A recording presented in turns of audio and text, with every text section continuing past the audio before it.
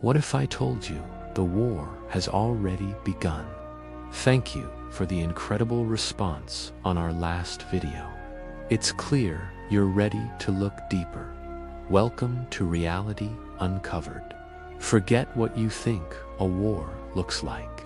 Forget the declarations, the invading armies, the lines on a map. The old rules no longer apply.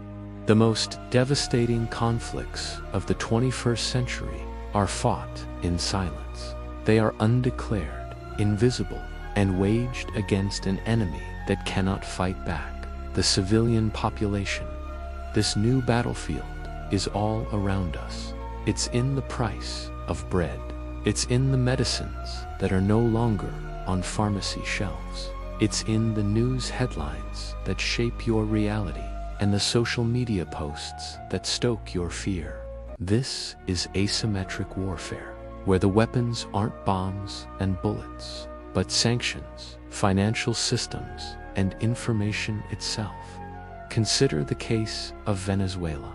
For years, the world has been fed a simple story: a failed state, a corrupt regime, a humanitarian crisis. The narrative is powerful, and for many, it's the only one they know. But what if that narrative is not the full picture? What if it's a carefully constructed weapon? Let's look beyond the headlines. When a country is cut off from the global financial system, it's not just the government that suffers.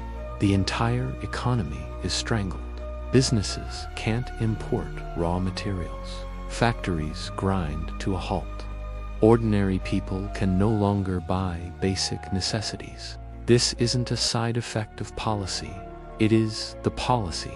It's a siege, conducted not with catapults and cannons, but with banking regulations and trade restrictions. Imagine living in a country where your currency becomes nearly worthless overnight. Your life savings wiped out. Imagine going to a hospital and finding no anesthesia for surgery, no antibiotics for infections. These aren't hypothetical scenarios. They are the lived reality for millions. The international community often frames this as a consequence of internal mismanagement. And while domestic factors certainly play a significant role, this narrative conveniently ignores the crushing weight of external pressure. This is the psychological core of modern warfare. It's not about defeating an army. It's about breaking the will of a people. You create conditions so unbearable that the population turns against its own government, creating the very instability the intervention was supposedly meant to prevent. It's a self-fulfilling prophecy, engineered from thousands of miles away. The battle is also fought in the media. Narratives are crafted to create a clear hero and villain, simplifying a complex geopolitical situation into a moral play. When we see images of suffering, we are naturally moved to demand action. But who frames those images? Who chooses what we see and what remains hidden? Control the story, and you control the public's perception. Control perception, and you can justify almost any action. Think about the language used. Terms like maximum pressure, economic sanctions, and regime change are sanitized. They sound clinical, like tools of diplomacy, but on the ground, they translate into hunger, disease, and desperation. It's a war fought by committee, where the architects of suffering never have to look their victims in the eye.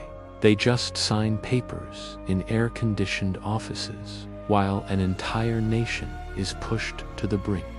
This model of conflict is efficient, deniable, and devastatingly effective. There are no declarations of war, so international law is sidestepped. There are no invading soldiers, so there are no flag-draped coffins coming home. The cost is outsourced to the target population, who become prisoners in their own country. Their suffering becomes the lever for geopolitical change. The psychological toll is immense.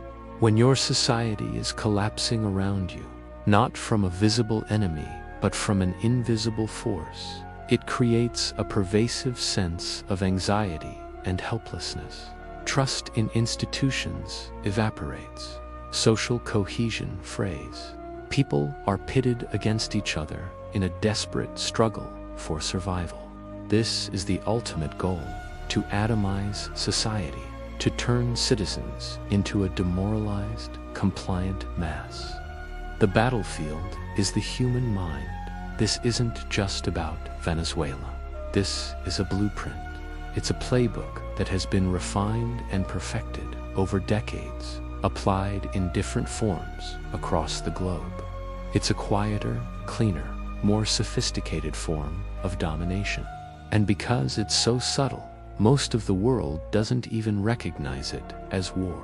They just see the aftermath, the chaos, the poverty, the migration end, accept the simple official story. We are taught to see war as an event, a violent interruption of peace. But what if war is now a process, a continuous, low-intensity pressure designed to shape the world to the liking of a powerful few, a permanent state of undeclared conflict simmering just below the surface of our awareness? So we must ask ourselves a final, chilling question. If these tools, economic strangulation, narrative control, psychological pressure, can be used so effectively to break an entire nation, what's to stop them from being used on a smaller scale? What happens when the same tactics are refined and deployed not against countries, but against groups, communities, or even individuals who challenge the established order?